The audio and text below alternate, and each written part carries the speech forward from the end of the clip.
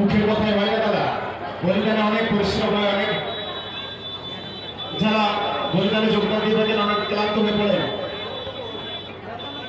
শান্তি শৃঙ্খলা পূর্বক আমাদের বলিদান হয়েছে এবং হবে। এটা আপনাদের অবদান, এটা আপনাদের অবদান।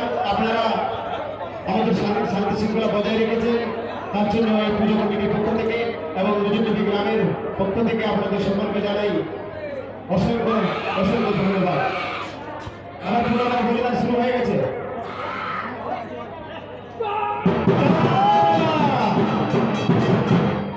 বলিদান করা শেষের মুখে আমাদের এখন বর্তমান বলিদান করছেন দীনবন্ধু সরকারের বড় ছেলে দেবাশিস সরকার এবং সহযোগিতায়